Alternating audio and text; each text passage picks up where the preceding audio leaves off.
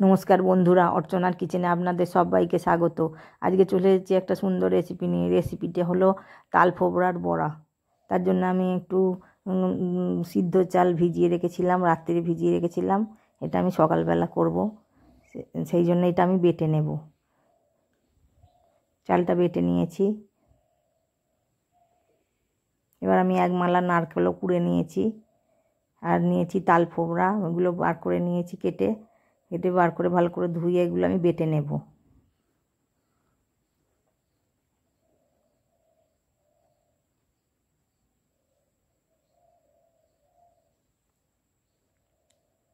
এই তাল ফোবড়াটা আমি বেটে নিয়েছি। এগুলো সবগুলো আমি একত্রে মিশিয়ে নেব।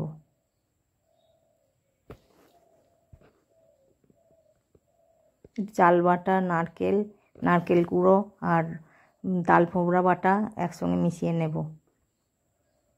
এবার দিয়ে দেবো স্বাদ অনুযায়ী চিনি। একটু বেশি করে চিনি দিতে হবে, একটু মিষ্টি মিষ্টি খেতে হবে। আমি এখানে 4 চামচের মতো চিনি দিয়ে দিলাম। দিয়ে দিলাম স্বাদ অনুযায়ী লবণ। এবার আমি ভালো করে মেখে নেব।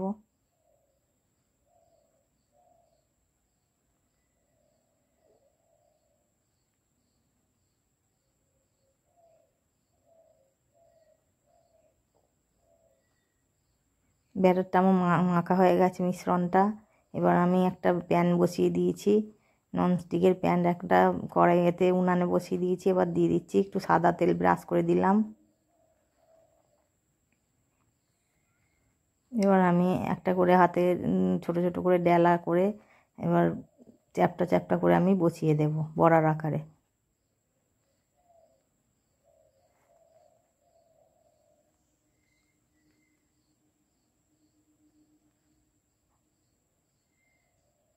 এগুলো আমি মিডিয়াম ফ্লেমে করব, নাহলে নিচের দিকেগুলো পুড়ে যাবে, কালো কালো দেখতে হয়ে যাবে।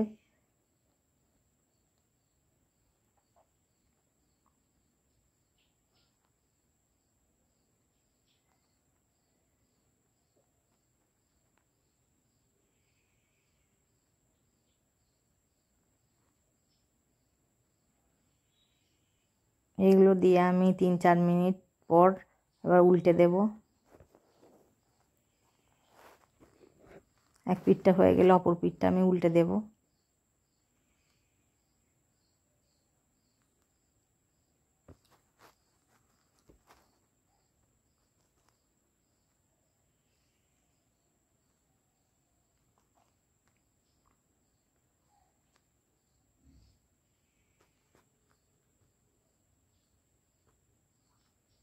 এবার ওপর দিকটা আমি একটু অয়েল ব্রাশ করে নেব।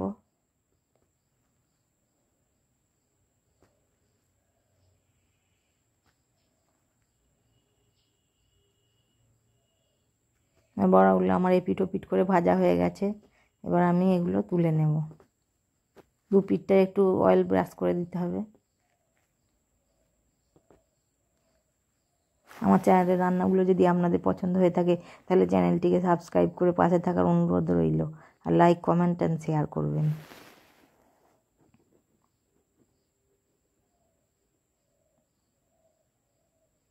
এক একটা ব্যাচ বড়া ভাজতে আমার 5 মিনিটের মতন সময় লেগেছে।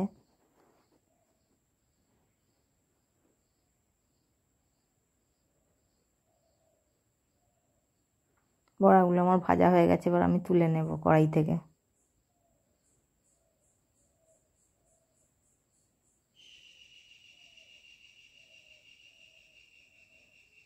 এরমভাবে তাল ফোবড়ার বড়া করে খেয়ে দেখবেন, খুব সুন্দর খেতে লাগে।